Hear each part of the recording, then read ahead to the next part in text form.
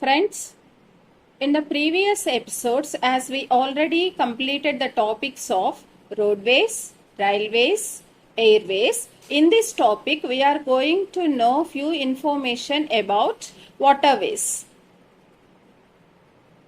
Regarding to the national waterways in India, today we are going to know about the importance of national waterways in India and the main national waterways on which rivers are providing in India, how they are servicing in India. Come to the first introduction of national waterways in India. Regarding to the introduction part, water transport in India has played a significant role in the country's economy. It is indispensable for foreign trade. India is endowed with an extensive network of waterways in the form of rivers, canals, backwaters, creeks, and a long coastline accessible through the seas and oceans. It has the largest carrying capacity of any form of transport and is most suitable for carrying bulky goods over long distances. Now come to the importance of water transport in India. Water transport is cheapest mode of transport. In India, 6,000 kilometers of long coastline and 14,500 kilometers of inland navigable waterway is located. Fuel efficient, environment friendly, suitable for carrying heavy and bulky goods. Water transport in India currently provides for only 1% of the total transport of the country. Come to know more information about inland waterways transportation in India. Regarding to the inland transportation in India, first we may come to know few information about the Central Water Transport Corporation. The Central Water Transport Corporation was constituted in 1967. The corporation headquarters is at Kolkata. It engaged the transportation of goods by inland waterways in the Ganga, Brahmaputra, Hooghly and Sundarban regions. Come to know about Inland Waterways Authority of India. Inland Waterway Authority of India came into existence in October 27, 1986 for the development and regulation of inland waterways for shipping and navigation. Its headquarter office is in Noida. It undertakes projects for the development and maintenance of Indian water transport infrastructure on national waterways. Come to know about national waterways in India. Regarding to the national waterways in India, if you observe this map, 5 important national waterways are located in India. Among those, the first one, National Waterway number 1, it is on the Ganga river between Allahabad and Haldia, the distance of 1620 kilometers. It serves to the states of Uttar Pradesh, Bihar, Jharkhand and West Bengal. Come to the next, National Waterway number 2. It is on Brahmaputra river between Sadia and Dhubri, the distance of 891 kilometers. It serves the states of Assam, West Bengal, Arunachal Pradesh and Meghalaya. Next, National Waterway number 3. It is on the Champakara and Udyogamandal canals on west coast between Kollam and Kottapuram with the distance of 205 kilometers. It serves to the state of Kerala. Now come to the National Waterway number 4.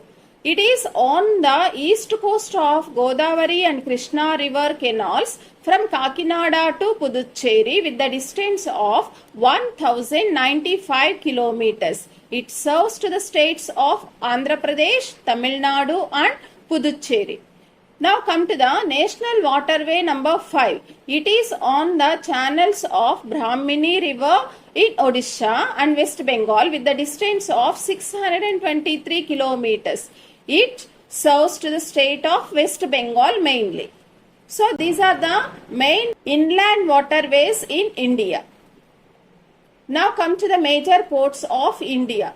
Regarding to the major ports of India, India has the largest merchant shipping fleet with 19th rank among the developing countries.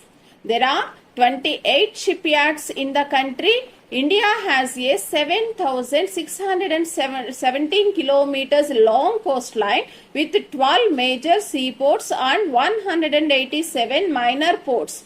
Among these major ports, if you observe the map, here are given the important major ports of India with the names Kandla, Mumbai, JNPT means Jawaharlal Nehru Port Trust, Marmagova, Mangalore, Cochin, Tuticorin, Chennai, Vishakhapatnam, Paradip and Kolkata. These are the major ports of India. Now come to know the difference of the northern inland waterways and southern inland waterways in India. Regarding to the northern inland waterways in India, North India have perennial rivers, hence it is navigable. The two great rivers of India, the Ganga and the Brahmaputra and their tributaries still carry the largest part of river traffic. The Ganga is navigable for about 800 kilometers its mouth to Patna. The Brahmaputra carries about 50% of the transport between Assam and Kolkata. Now come to the peninsular India, the southern part of India rivers. So, regarding to the southern part of Indian inland waterways, peninsular India are not navigable as they have little water in the hot season. They are depending on monsoons for their water supply especially.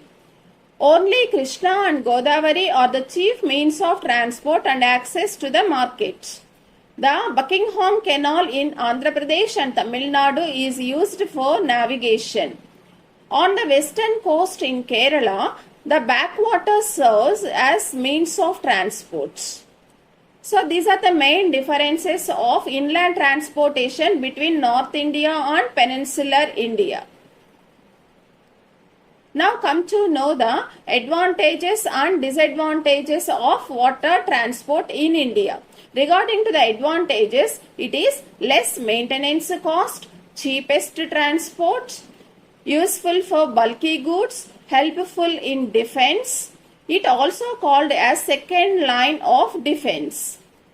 And there is a lesser pollution in the water transport to compare the other means of transport. Now come to the disadvantages of water transport. Regarding to the disadvantages, it is slow speed, failure of monsoon result difficult for navigation, more risky because there is danger of sinking ships and boats. Floods are common in rivers. Rivers which flow in rocky areas are not fit for playing boats. Diversion of river water for irrigation purpose. Because India is completely irrigated country, most of the river water nowadays is utilizing for irrigation purpose instead of the water transport. So these are the main advantages and disadvantages of water transport in India. Now come to the problems of Indian ports. Regarding to the problems of Indian ports are not well connected with their hinterland, not well planned and lack of facilities. There is heavy pressure on cargo containers.